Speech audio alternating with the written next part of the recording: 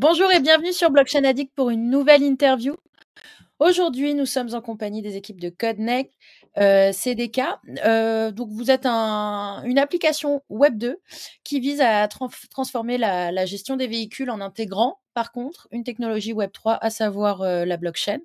Donc ça, c'est vraiment pour vulgariser le projet. Dans un premier temps, je vais vous laisser vous présenter et nous dire un petit peu, Francis et Eric, ce que vous faites au sein de Connect et puis également comment vous êtes tombé dans la marmite crypto et dans le projet Connect. Yes, avec grand À plaisir. Francis Bah, le avant tout, bâton de merci fer. pour l'invitation. Oui, oui, j'ai pris la parole comme ça, mais donc merci Magali et Antoine pour l'invite, ravi d'être là. Bah, pour, dire 2 petits mots sur moi, entrepreneur dans la tech depuis, de nombreuses années, depuis plus de 25 ans maintenant.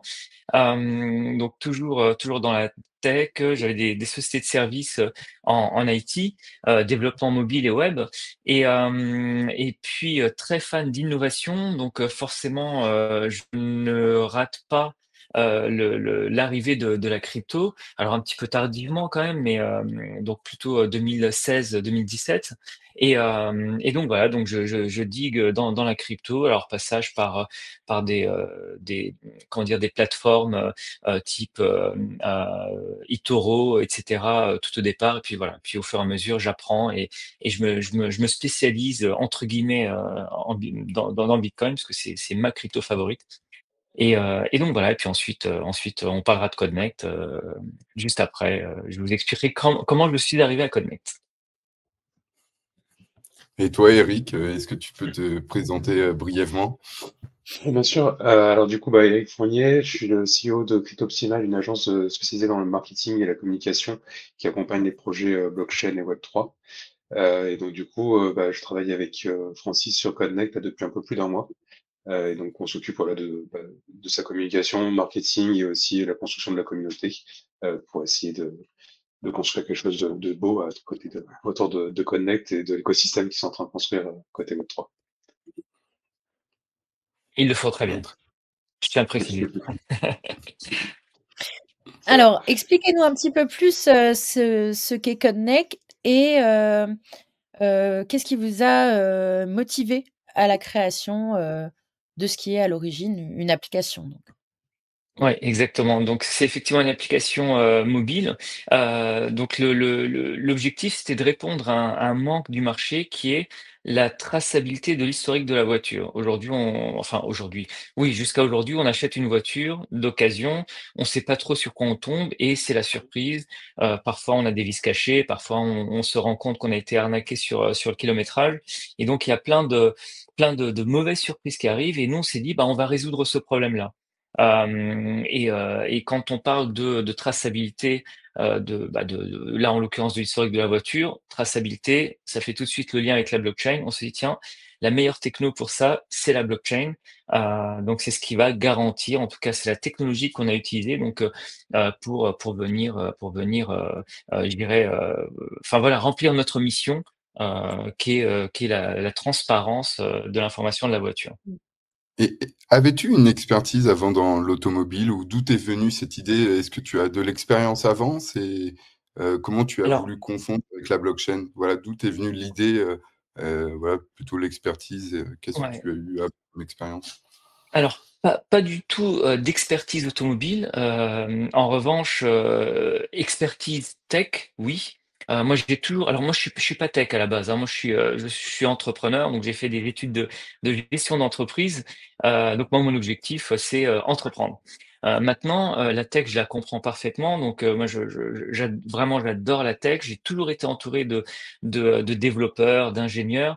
Dans ma précédente vie, j'avais à peu près 60 collaborateurs, donc ils étaient tous des développeurs et donc je ne saurais pas aligner 2 lignes de code. En revanche, je comprends tout ce qui se fait. Hem et puis, alors pourquoi je suis arrivé dans l'auto? En fait, très simplement, au départ, je me suis dit, donc effectivement des arnaques, hem pas de documentation claire quand on achète une voiture d'occasion parce que, bah, il va manquer des documents et cetera et puis ensuite quand je refais moi mon histoire d'automobiliste, je me dis: «Oui, bah, moi-même, quand je vais faire mes révisions, je perds mes factures. Parfois je les scanne, je sais pas où je les ai foutues. Parfois elles sont sur un bureau, j'ai griffonné dessus parce que j'avais besoin d'un bout de papier pour noter quelque chose et puis finalement, bah, le document se perd et le jour où je veux vendre ma voiture et que j'ai besoin de ces docs, eh ben, je cours après et impossible d'avoir l'ensemble des documents, même si j'ai super bien entretenu la voiture. Et ensuite, va D'accord. courir chez les Noroto, Feu Ah, Vert, d'accord, c'est un concessionnaires. besoin que tu t'es Voilà, aperçu, que tu as voulu, OK, c'est très intéressant d'où exactement, tu venu exactement. et Et puis j'ai questionné mon entourage, évidemment, en me disant: «Bah, voilà, moi mon truc c'est ça, mon problème c'est ça, qu'est-ce que vous en pensez?» Je dis: bah oui, moi aussi je me suis fait arnaquer, soit je connais quelqu'un qui» et donc très rapidement tu te rends compte que c'est un vrai besoin qui touche tout le monde. Tu lui dis: «Bah oui, bah OK, bah je vais le faire».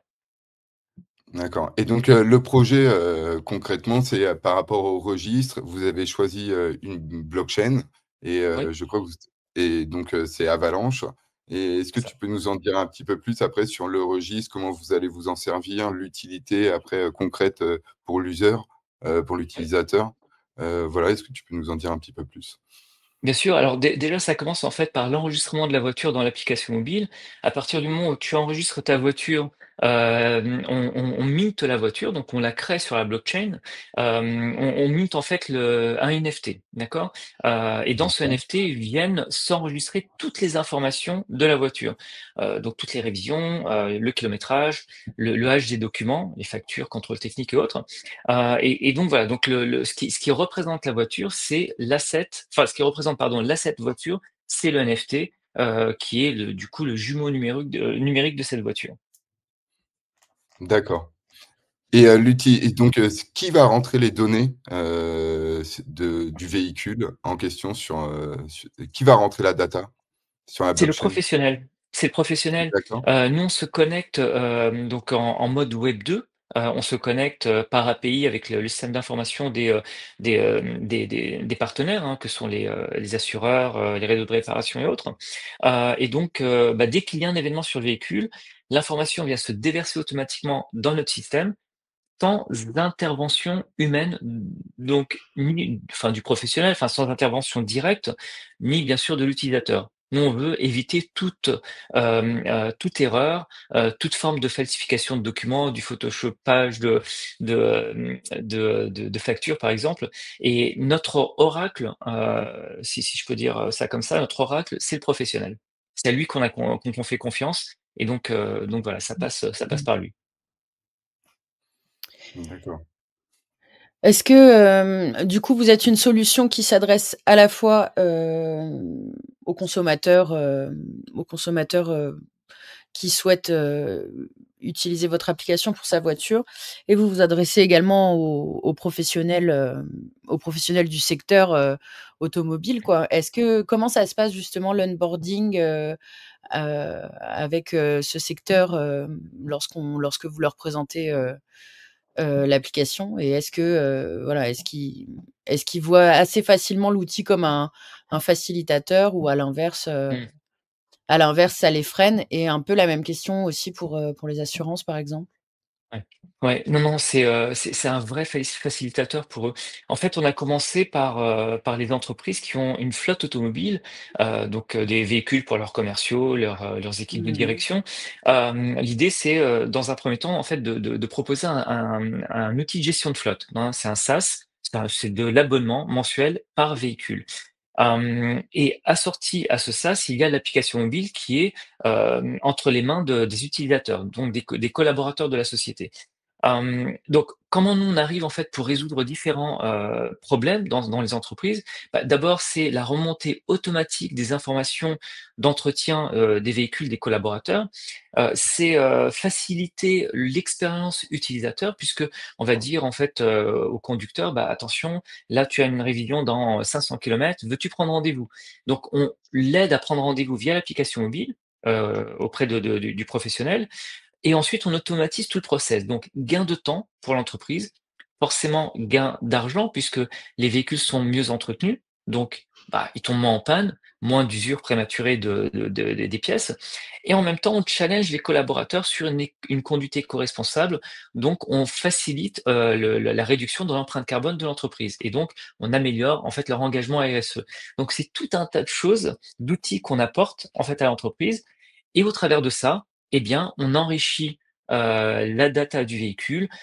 Ça nous permet de pousser de l'information aux professionnels, donc comme les assureurs et les réseaux de réparation, qui eux sont contents puisque ça leur permet, de mieux, comment dire? Accueillir les véhicules en atelier, hein. On fait de la prédiction, sur l'usure des composants, donc on peut anticiper pas mal de choses. Donc finalement, en fait, on fait gagner du temps à tout le monde, à l'ensemble de l'écosystème et c'est super bien accepté puisque on répond vraiment à plein de pain points côté client, mais aussi côté professionnel. Donc ils sont ravis.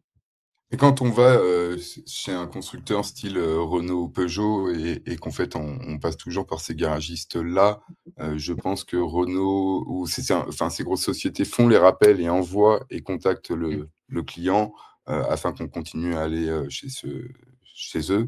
Mais tous ceux qui font appel à des garages un petit peu plus petits, eux, on leur envoie pas forcément l'information qu'il faut faire la vidange. Et en fait, Ouais. vous ciblez plutôt, ces personnes-là. Je pense, concrètement pour les particuliers, c'est une cible, que vous souhaitez acquérir? En fait, tous en réalité, c'est-à-dire que même les Renault, Peugeot également, parce que, comme tu dis à juste titre, le client reçoit les rappels. Mais il faut pas oublier un truc, c'est que quand le véhicule est vendu, d'accord? Alors quand c'est Mmh. une reprise, bon, ils le revendent à un client qu'ils connaissent, pas de souci. Le client vient en fait en concession et rachète, le véhicule d'occasion. Par contre, quand le véhicule est vendu en C2C, d'accord? Sur, Leboncoin ou la centrale, là par contre, ils perdent le fil, hein. Les Renault, Peugeot, enfin tous les concessionnaires Oui. perdent le fil. Et grâce au NFT, ils vont pouvoir rester connectés à ce deuxième ou troisième client, d'accord? Et de continuer du coup à suivre le véhicule et donc proposer, de l'entretien, supplémentaire, de la garantie supplémentaire et cetera. Et donc quelque part, on aide les concessionnaires à capter, en fait une nouvelle clientèle qu'ils ne captent pas Mmh. aujourd'hui. Voilà, nous, notre objectif, c'est vraiment une traçabilité du premier kilomètre jusqu'à la mise au rebut du véhicule. Et donc ça nécessite en fait une connexion permanente avec le véhicule et donc par conséquent, avec le NFT qu'on va émettre. Ouais, c'est vrai que même un Hem, particulier peut acheter un véhicule qui a été anciennement un véhicule d'entreprise et c'est vrai que oui, s'assurer du bon fonctionnement, oui, on peut le voir aussi de ce sens et par bien rapport sûr. aux data héros et par rapport, toujours cette question pour rassurer quand même le public qui nous écoute, c'est sur, l'espèce de corruption sur, on va Mmh. dire des garagistes malveillants. Est-ce que vous avez quand même des solutions? Alors je pense qu'il y a quand même des solutions pour voir quand même quand un véhicule, triche, autant sur les kilomètres ou tout ça, mais est-ce que quand même vous en amont, vous vous êtes assurés, par rapport à ça? À Bah, quelqu'un en qui en fait en rentrerait f des données un peu erronées en sur fait, des c'est véhicules. très simple.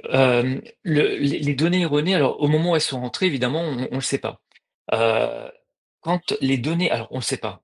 Oui et non, c'est pas forcément vrai puisque, on peut, trouver de l'incohérence, par rapport à ce qui a été, rentré préalablement. Mais à supposer qu'il y ait pas forcément d'incohérence, mais que quand même des données erronées ont été rentrées, et bien si la fois d'après, le passage d'après, chez un autre professionnel, on se rend compte que, finalement il y a un souci avec le précédent, professionnel, là par contre c'est red flag et on est capable de, bannir ce professionnel. Donc de l'exclure du système. En fait, l'objectif c'est, d'assainir l'ensemble de l'écosystème au fil du temps et de, «forcer» entre guillemets tous les professionnels à jouer le jeu de la transparence et de la, de la j'allais dire de la régularité, enfin d'être réglo finalement. Donc c'est voilà, moi je fais souvent un parallèle avec TripAdvisor au début de TripAdvisor, on avait su les établissements très bons qui étaient déjà hyper bien référencés, bien notés et puis les moins bons, moins bien notés et au fur et à mesure, en fait, on a fait monter en gamme l'ensemble de l'écosystème. Et donc c'est un petit peu l'ambition de Codnext, c'est de dire, tous les professionnels, voilà, l'idée c'est de les tirer vers le haut et de faire en sorte que tout le monde joue le jeu, et puis, bah, ceux qui ne joueront pas le jeu seront exclus, tout simplement. Naturellement, ils seront exclus. Et puis ceux qui n'utilisent pas le système, en fait, le client n'ira pas chez eux puisque le client, son intérêt, c'est d'avoir la traçabilité de sa voiture, c'est de gagner des points, et cetera. Donc, bah, il ira Ouais, chez un professionnel, et référencé. on Mmh. voit quand même qu'il y a des services, alors hors blockchain, hein, mais qui proposent, Mmh, ce genre, de solution quand on achète un véhicule, d'occasion, mais on peut aller vérifier si c'est un véhicule qui a été accidenté ou mais oui, c'est toujours contre, de l'argent et du coup vous servez peut-être, de la blockchain, donc c'est vrai que ça peut être intéressant, je trouve, parce qu'on peut pas modifier les informations sur le registre. c'est ça. Alors que, donc je vois l'utilité, est-ce que tu pourrais, revenir sur l'équipe, que je vais Oui, remettre à l'écran aussi? C'est très important pour le projet et nous parler un petit peu de tous ceux qui t'accompagnent, dans ce bien projet. sûr. Alors il y a malheureusement pas tout le monde là sur ces slides-là, enfin sur le site et qu'on va voir. Donc là, il y a la core team, hein, c'est alors l'équipe majoritairement, alors que ce soit, les personnes affichées ici ou les autres, hein, viennent tous soit du secteur automobile, soit de la blockchain, donc avec une forte expertise, également blockchain. Moi alors que ce soit la core team ou même les advisors, pareil, hein, ils viennent des 2 univers. Moi aujourd'hui, j'ai besoin en fait d'aller très, très vite, hein, voilà, aujourd'hui on est un petit peu, j'allais dire, précurseur dans cette traçabilité, que j'appelle moi transverse, hein, et j'ai envie qu'on garde le lead. Donc pour ça, on a besoin d'aller vite, on a besoin de répondre aux vrais enjeux du secteur, automobile notamment et donc là, on a des gens, bah, qui viennent soit de constructeurs, soit de manufacturiers, pneumaticiens, soit d'assurance également et ça nous permet de parfaire en fait la solution pour répondre vraiment aux enjeux de chacun des acteurs et de chacune des verticales du secteur auto. Et puis bah, sur les aspects blockchain, on a des gens qui sont calés en tokenomics, d'autres calés en RWA, puisqu'on a une notion de RWA également donc dans notre système, hein, quand on parle d'actifs enfin, d'actifs réels tokenisés, on imagine plein de choses, du fractionnement, du collatéral, sur la DeFi, enfin voilà, plein de choses. Donc on est super bien entouré, de profils hyper, hyper calés, sur ces sujets-là. Non, bah, super, je vais passer votre, roadmap aussi, à l'écran parce que je vois Yes. qu'elle est bien chargée aussi, tac, Ouais, affichage elle est d'écran. bien chargée, puis elle s'alimente au fil du temps, il y a pas mal de choses qu'on ajoute, au fur et à mesure que l'on avance. Donc là, le gros enjeu pour nous, en ce début d'année, eh bien, c'est le go-to-market de la solution de gestion de flotte, hein, qui s'appelle Connect for Fleet, qui va nous permettre en fait d'onboarder énormément de véhicules d'entreprise, donc d'aller, draguer de plus en plus les professionnels, hein, puisque là on arrive avec des parcs entiers, donc c'est hyper sexy pour eux, et ça nous permet de signer beaucoup plus facilement. Et Est-ce puis, que bah, tu les peux autres citer enjeux est-ce que oui. tu peux citer là, par exemple, est-ce que vous avez déjà signé quelque chose? Et est-ce que tu peux citer, peut-être, le nom de si tu as le droit, hein, évidemment, hein, mais, vous Alors avez déjà signé avec des parcs ou des choses comme ouais, ça? je vais pas encore le citer parce que on communiquera dessus en avril, D'accord. mais je peux dire que c'est un acteur européen de la réparation auto, très présent en France, plus de 3000 centres. Donc voilà, ensuite je laisse les gens, chercher, ils vont trouver, immédiatement, mais c'est un très gros acteur, hein. Parmi la famille, Noroto, Feu Vert, Euromaster, Midas, voilà, c'est vraiment une grosse enseigne. Quand on va communiquer dessus en avril, en fait, bien ça va faire effet boule de neige puisque, bah, ça va attirer les autres, avec lesquels on est déjà également en discussion. Mais l'idée vraiment c'est voilà, en France, en Europe, il faut toujours un premier, d'accord? Et dès qu'il y en a un qui a joué le jeu, tous les autres suivent derrière donc ça va arriver très, très vite. Et comment le professionnel, rentre les informations, tu vois, quand un particulier va chez le garagiste, et comment ça se passe? Parce qu'il faut tout de suite former le professionnel à la blockchain. Est-ce que la blockchain est Non, invisible dans ce mécanisme? Enfin voilà, et oui. comment ça se passe concrètement? Comment Alors ça ça va se passer? Ouais, super question et ça, c'est super important pour nous. C'est qu'on veut que la blockchain, effectivement, soit complètement invisible, tant pour le professionnel que pour l'utilisateur.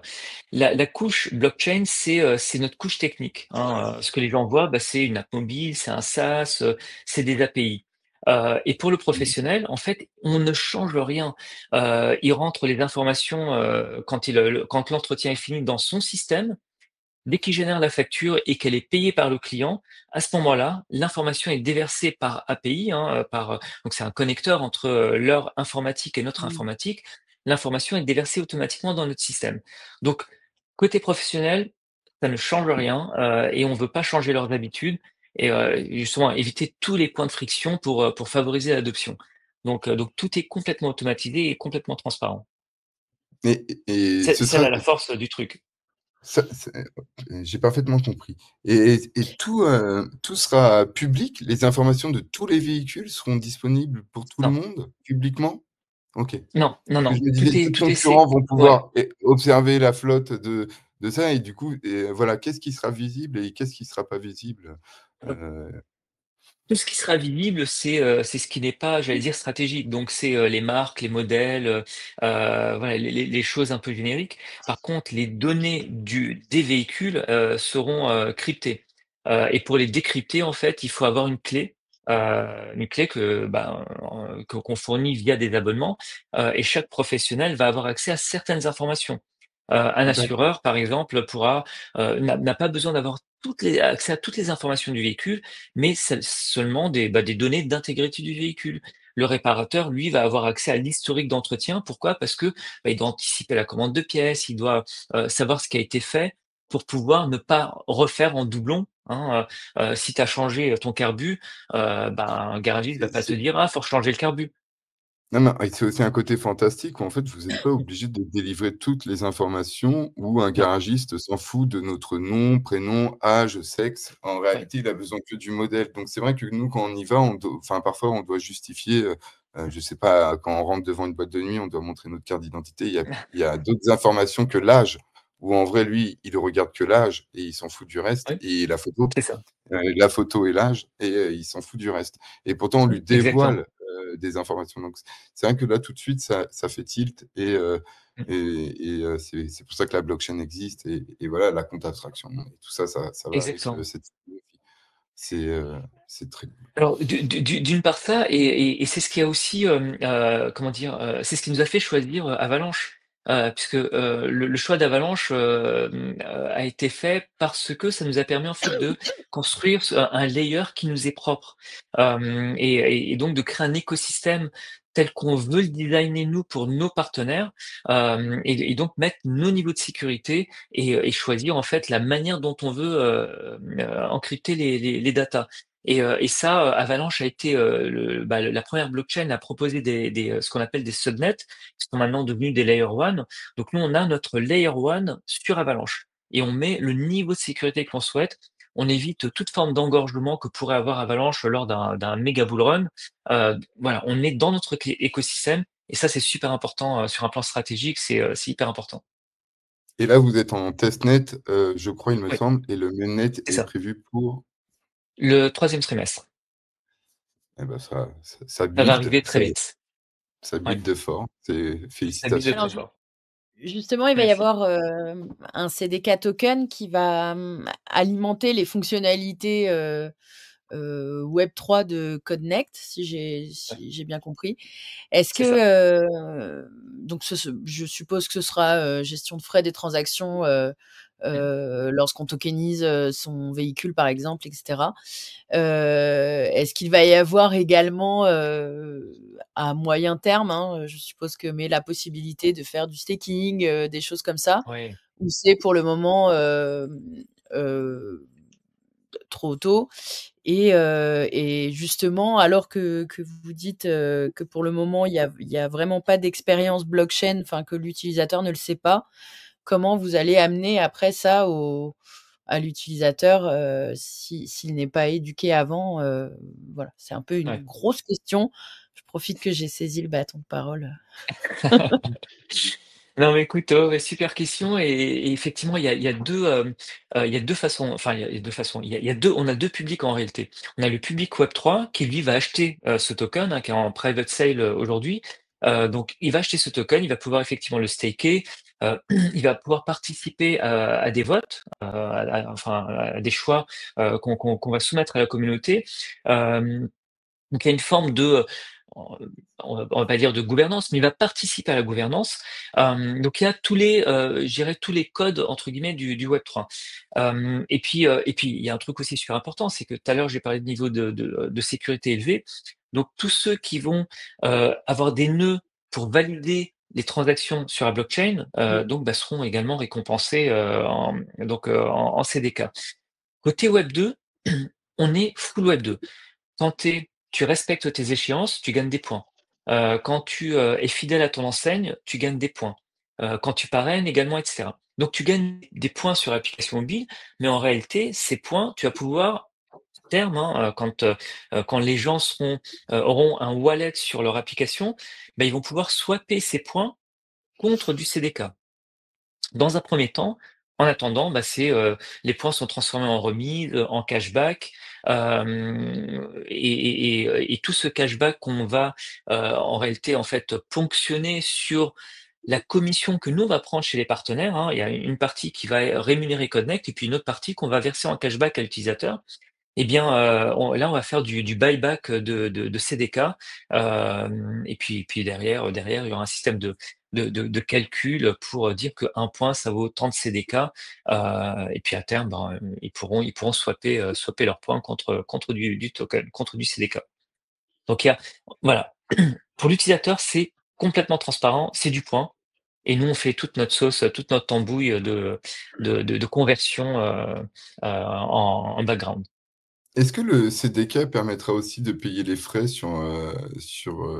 sur votre, layer 1 de Avalanche? Oui.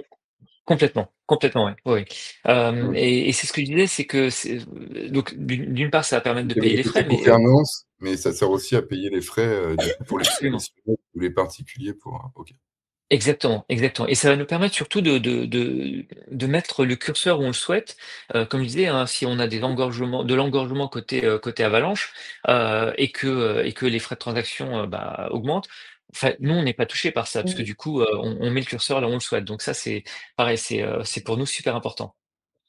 Mais il sera pas sur Ethereum? Votre, jeton sera quand vous dites C'est ERC20? un ERC20. Oui, c'est un ERC20. OK. Il sera aussi sur d'autres blockchains?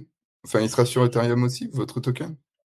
Alors, en fait, comment dire? On va pouvoir, si jamais on a des partenaires, qui sont sur d'autres, blockchains qui sont EVM, oui, on va pouvoir bridger et donc il va pouvoir y avoir également, à terme, on va pouvoir l'échanger, donc avoir des paires, Donc l'interopérabilité, vous avez déjà, absolument. envisagé, ça, c'est vrai qu'après Ouais, il y a d'autres écosystèmes parfois qui s'ouvrent ou de choix de blockchain. Donc c'est vrai que, ouais. comme vous visez quand même, tous les parcs automobiles, je suppose, OK, c'est, très Yes. intéressant. Et maintenant, il y a Non, des mais il y a tout solutions un des aussi. white papers que vous pouvez aller voir aussi sur le site, franchement qui est assez bien documenté et Juste Eric, pour, excuse-moi, je t'ai coupé. C'est pas pour rebondir justement sur cette problématique d'interopérabilité entre les chaînes.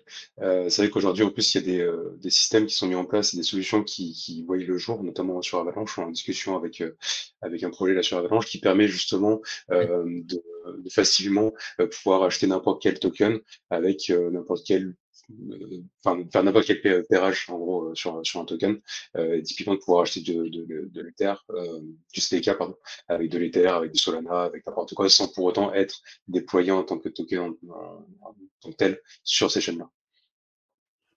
D'accord, OK. Oui, mais c'est ça, oui, mais parce que c'est et puis que le bridge soit assez transparent et que ça aille Oui, aussi C'est ça. assez vite et que ça prenne pas 40 minutes Et à que ça être, prenne pas 120 € de frais de voilà, transaction. aussi, parce que c'est vrai que là, on voit que les frais, là, à l'heure actuelle où on parle, ça va, les frais d'Ethereum sont assez bas, mais tout de suite, quand ça remonte, et ben, c'est plus les mêmes ouais, calculs et sur Ethereum, c'est quand même maintenant devenu une chaîne de riches quand les frais sont hauts. Donc c'est c'est pour ça clair. qu'il y a les layers 2, mais en vrai, Ethereum peut là, actuellement, ça reste très correct, même pas voilà, pour, parfois les particuliers pour un certain montant, mais sinon en réalité pour sortir après, le temps d'approuver les jetons et tout de déboucler, en vrai on peut être étonné des sommes du coup sur Ethereum. Et sur Avalanche, il y a moins ce problème, mais ça peut aussi varier. Mais on rappelle qu'Avalanche a fait une mise à jour récemment et que Mmh. depuis, ça a quand même, fixé les frais, et c'est plutôt, assez bas. Ouais, c'est super bas, super bas. Ouais.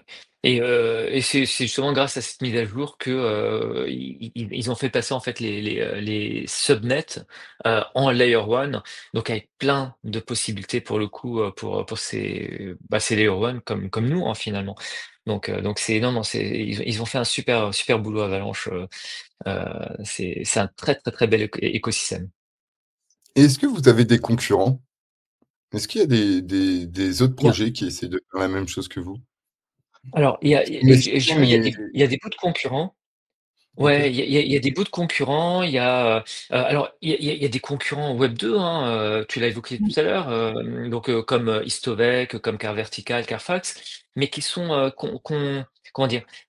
Ils n'ont pas toute l'information en fait du véhicule, ils n'ont pas l'information de manière exhaustive, comme nous on souhaite le faire. Hem Donc et ils n'ont pas d'application mobile, donc il y a pas de suivi en temps réel.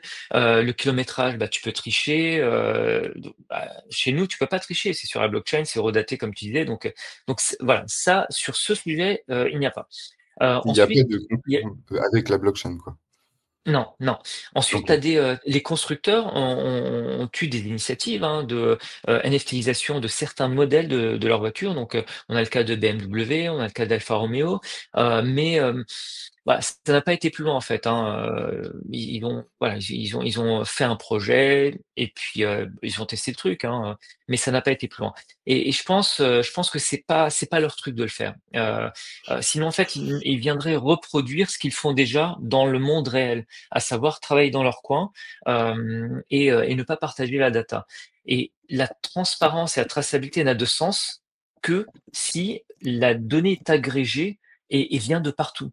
D'accord? Et pour ça, Mmh. il faut un tiers pour gérer ça, pour orchestrer en fait, cet échange de données et du coup, un tiers comme on souhaite être, aujourd'hui, il y en a pas. Il y en a pas.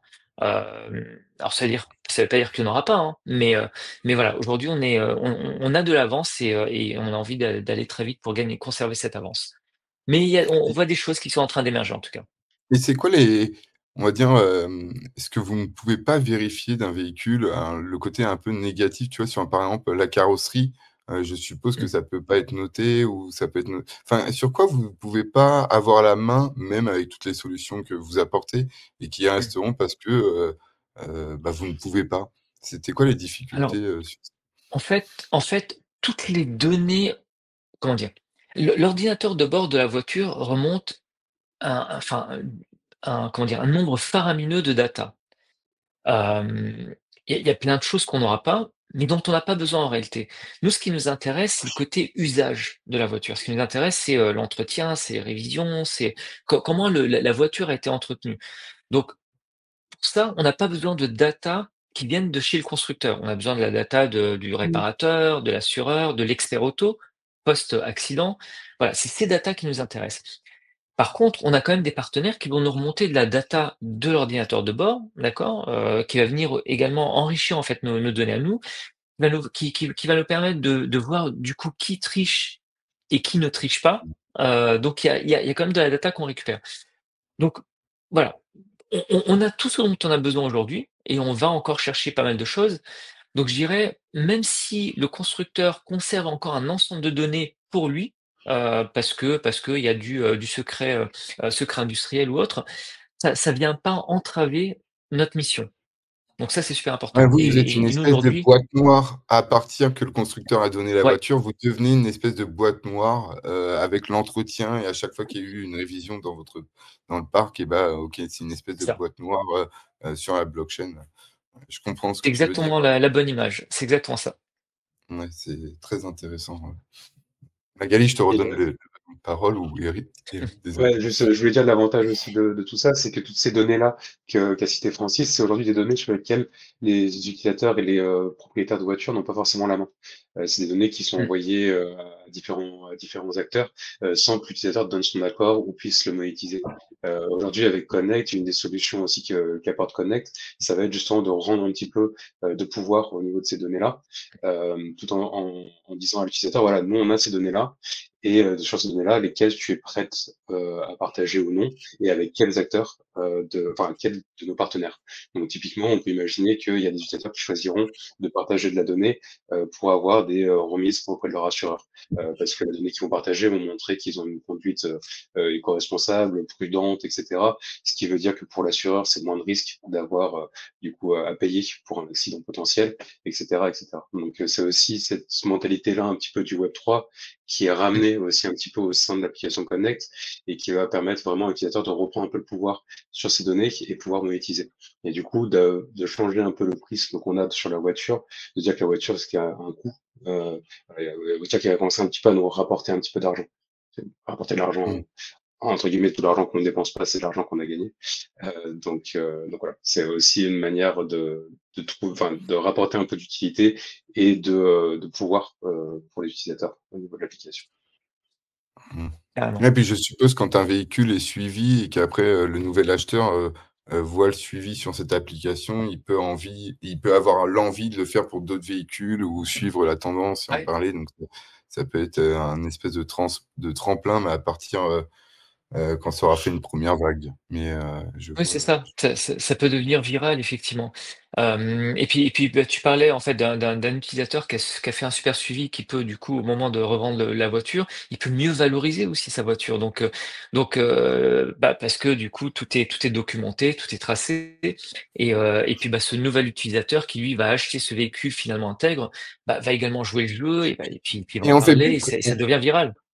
Et puis on fait pas forcément maintenant on peut se faire avoir à avoir des faux documents, alors c'est pas bien, hein, Ouais. mais certains peuvent, falsifier des documents de Mmh. garagistes ou de révision ou de contrôle technique ou voilà, ça Ah beh, reste oui. encore dans la corruption, mais c'est pas parce Mmh. qu'on a des papiers, où on qui dit que le véhicule est bien entretenu que, forcément, faut vérifier, faut appeler, faut voilà. C'est vrai que, Ouais, s'il y a sur blockchain, sur un registre, c'est on peut pas, donc ouais.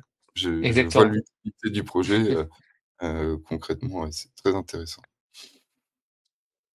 Magali, tu Yes. voulais dire un truc? Magali, oui, tu voulais dire un truc? Non, pas forcément. Antoine, tout à l'heure, proposait que je récupère le bâton de parole. Je pense qu'on a fait une présentation complète de Connect. J'aurais aimé un petit peu qu'on aborde euh, vous, dans le sens votre parcours entrepreneurial, dans le sens, encore une fois, je vais réussir à formuler ma question. Comment vous avez, enfin, quels sont les obstacles que vous avez dû un petit peu affronter lors du développement de Connect et quels sont ceux qui vont arriver avec le développement du testnet et du mainnet? Des obstacles, il y en a eu plein. Il y en a eu plein, et il y en Le aura toujours plein. démarrage Ben en ouais, voiture. alors en fait exactement, non mais en fait on arrive, quelque part, on veut changer le paradigme, de l'industrie auto existante, hein, où on a le constructeur qui est au cœur du système et c'est lui qui un petit peu, dirige, c'est lui le chef d'orchestre. Nous on dit: «Non». C'est l'utilisateur qui est le chef d'orchestre. C'est l'utilisateur en fait qui dit, bah, d'abord c'est sa voiture, c'est son entretien, c'est lui qui a payé, sont ses documents et c'est à lui de dire: «Bah, toutes ces données sont à moi», hein, comme disait Eric, hein, «elles m'appartiennent et c'est moi qui vais orchestrer le truc». Donc quelque part en fait on change aujourd'hui le fonctionnement, et on part de l'utilisateur plutôt que de la voiture et par extension du constructeur.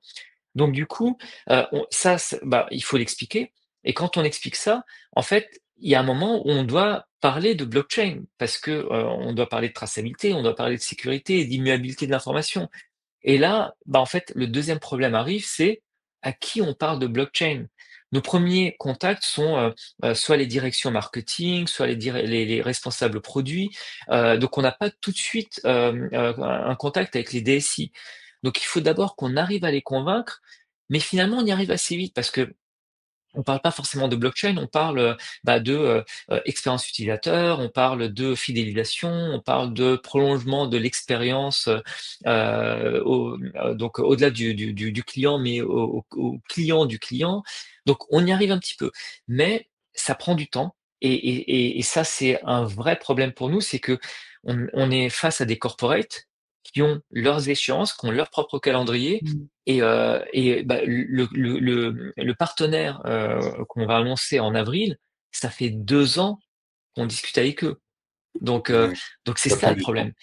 Et ouais, donc Mmh. nous, start-up qui voulons aller très vite et moi, mon truc, c'est d'aller hyper vite pour pas que les Américains viennent cannibaliser le marché, quoi. J'adore les Américains, hein, mais bon, ils ont une force de puissance, qui est 10 fois plus importante que la nôtre, petits Français, européens. Donc il faut aller vite. Sauf que les acteurs, eux, du marché, en fait, ils ont une inertie qui est énorme. Ça, c'est un Et vrai et un vrai pourquoi problème pour nous.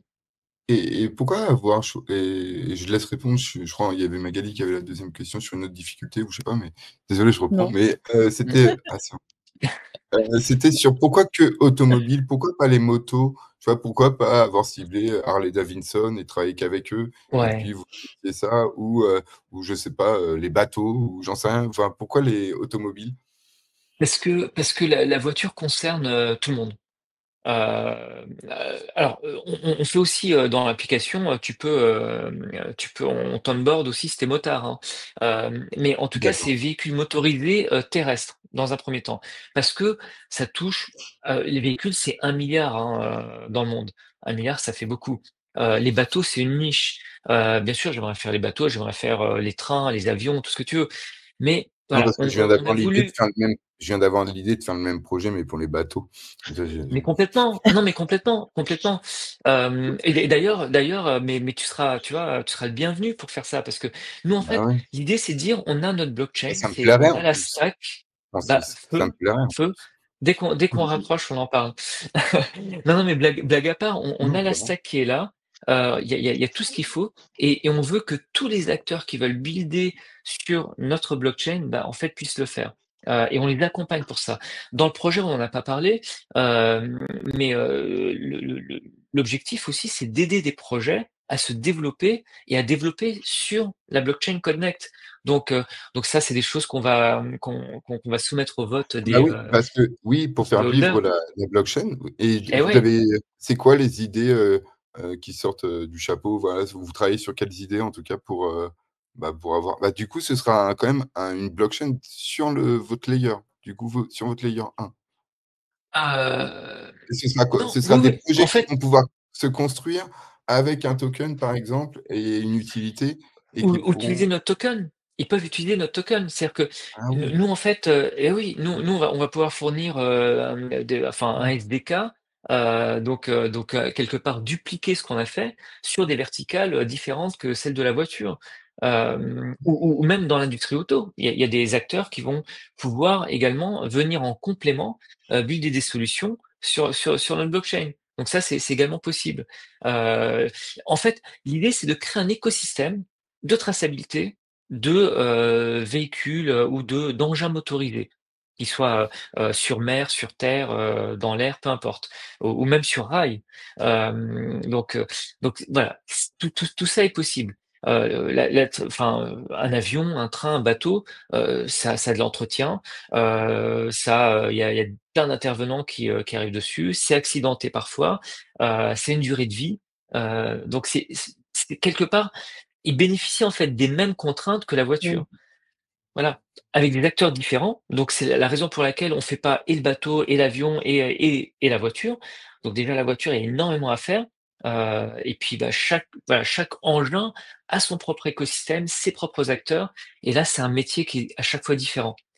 Et donc on laisse à chacun des spécialistes, construire des choses pour ces verticales-là.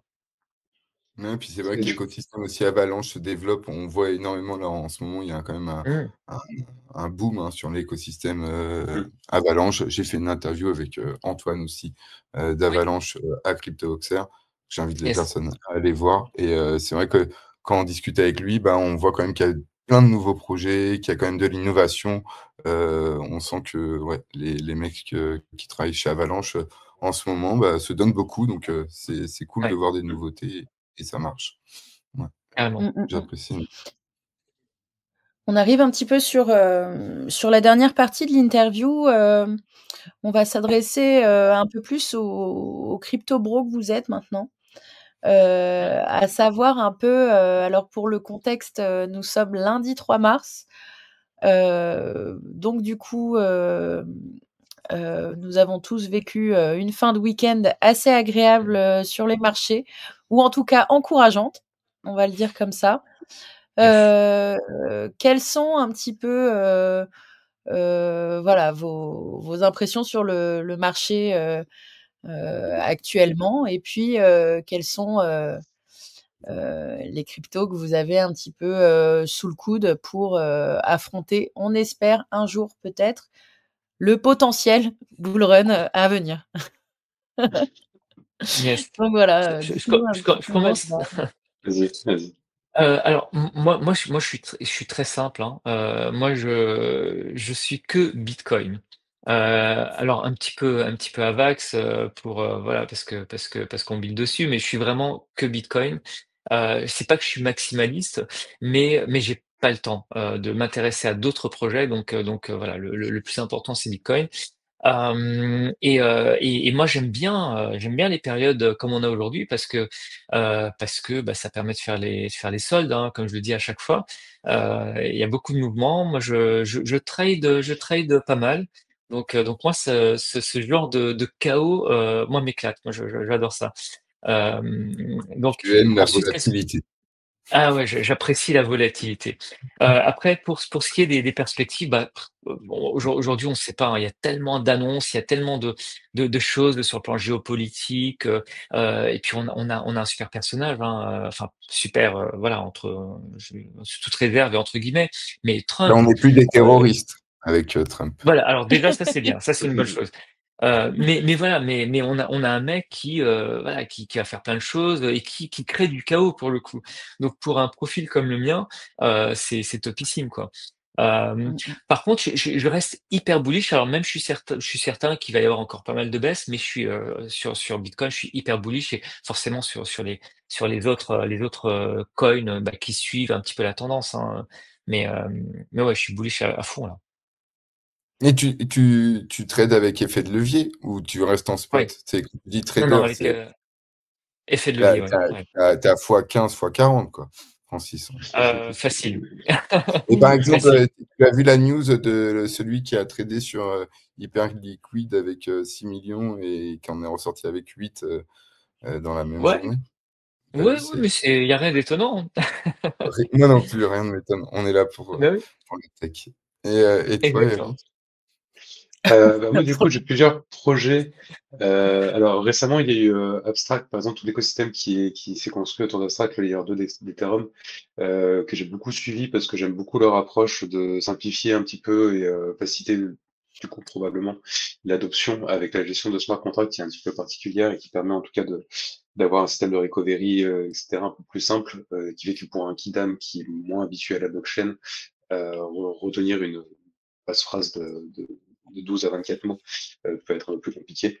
Après, bah, j'avais XRP qui récemment a fait des belles surprises après avoir passé bien 2 ans à 3 ans comme un stablecoin. Donc du coup, je suis assez content, on va dire, aujourd'hui qu'il y ait un petit peu de mouvement enfin sur cette charte. Et puis c'est bon signe aussi, hein, parce que ça vient, c'est pas pour rien, c'est parce que ça a été un des projets, je pense, qui a subi le plus de poursuites avec la SEC en Amérique. Et donc du coup, bah, ça vient avec la nouvelle de justement de cette dédiabolisation qui essaye de mettre en place Trump autour des sujets crypto. Donc voilà, ça reste une bonne nouvelle pour une fierté de l'écosystème. Et après, il y a récemment aussi où je m'intéresse beaucoup à l'écosystème autour de Girasan, de la collection NFT, je sais pas si vous connaissez, mais en fait, ils ont fait un Redact Coin, et c'est un écosystème, donc derrière, il y a un fonds d'investissement qui s'appelle PG Group, et l'idée, c'est de pouvoir faire un petit peu comme une ICO, des ICO sur des projets qu'ils incubent, mais sans mettre de l'argent, mais en mettant des points qu'on cumule en stakant le token ou en ayant des NFT de leur écosystème. Et donc, c'est quelque chose qui, pareil, m'intéresse beaucoup. Moi, je suis plus, contrairement à Francis, moi, j'ai commencé par faire du trading. J'ai arrêté parce que ça me prenait beaucoup de temps à surveiller les courbes tous les jours, etc. Et maintenant, je suis plus en spot ou en investisseur. Donc, c'est le genre de choses qui me plaît bien et qui m'intéresse. C'est mieux de ne pas se mouiller avec l'effet de levier et de rester en spot.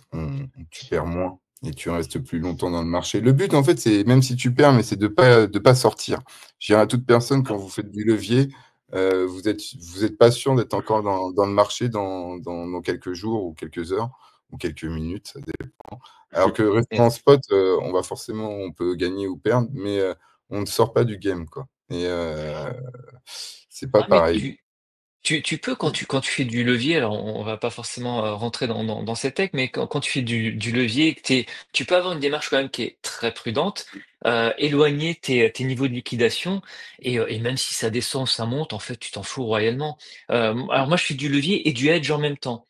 Donc Voilà, mais que faut ça avoir une monte ou que ça descende, Voilà, voilà. mais là, on marche sur 2 tableaux et pour une Ouais. personne, le temps qu'elle comprenne et que, si Oui, après oui, elle oui. t'explique, que tu arbitres forcément et que tu as 3 paniers et donc forcément tu te fais Voilà. dégommer sur un, mais donc c'est plus dur et je dirais aux personnes, oui, si tu veux gagner de l'argent, il faut trader, avec, Mmh. l'effet de levier, mais tu peux en gagner aussi en restant en spot, mais ce sera plus Oui. long.